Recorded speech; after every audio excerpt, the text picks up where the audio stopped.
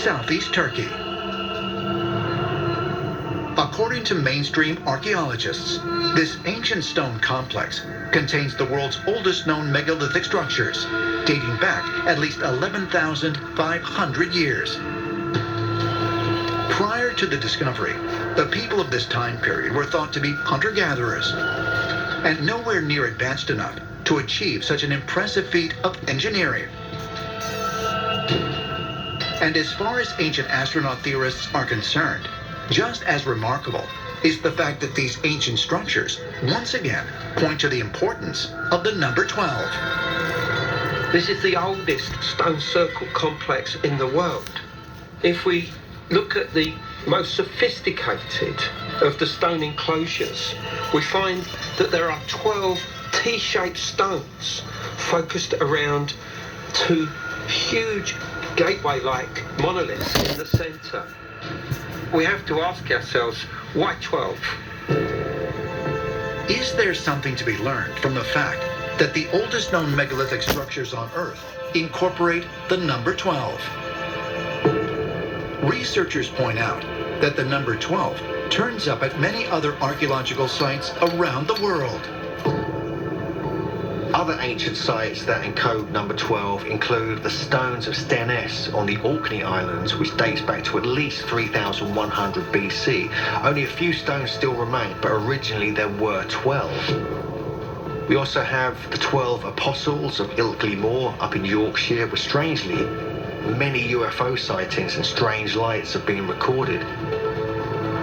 Other sites with the number 12 include Kellanish, which is up in the Outer Hebrides. This is a remarkable megalithic construction. Ancient astronaut theorists suggest that a similar appearance of 12 stones in the stories of the Hebrew Bible reveals the significance of the number is not merely symbolic. In the book of Exodus, Moses erected 12 standing stones at the foot of Mount Sinai after receiving the 10 Commandments. And in the book of Joshua, after the Jordan River parted to allow the Israelites to pass, Joshua had 12 stones placed where the priests had been standing who carried the Ark of the Covenant. But perhaps the most extraordinary example can be found in the Hebrew Bible's book of Kings, when the prophet Elijah confronts the worshippers of the pagan god Baal and challenges them to provide proof of their god's existence by making a sacrificial offering. Elijah has this bizarre life where there are these multiple episodes where he is in contact with someone up in the sky. Elijah builds an altar with 12 stones. He puts the offering, the bull, on the altar. And of course, God, with God's divine fire, sends the fire down to burn this offering.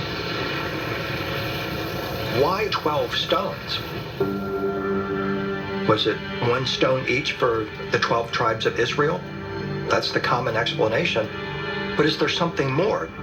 Is it that Elijah is pointing to the power of 12 in its connection with the divine light or the divine fire that he's about to call down? Elijah, Moses, Joshua, all instructed by God to erect exactly 12 stones.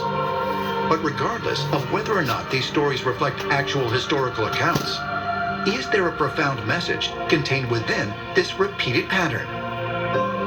Ancient astronaut theorists say yes, and suggest it could reflect important knowledge our ancestors possessed about the very nature of the universe.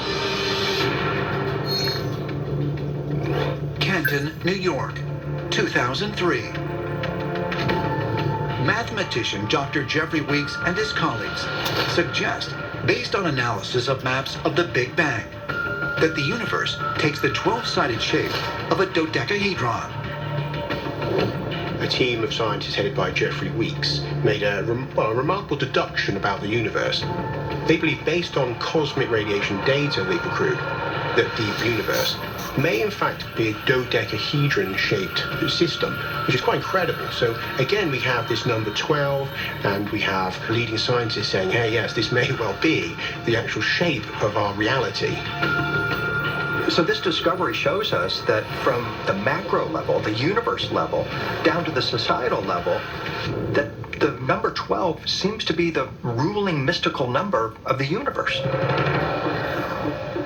Curiously, the idea that the universe takes the shape of a dodecahedron was also theorized by the Greek philosopher Plato more than 2,000 years earlier.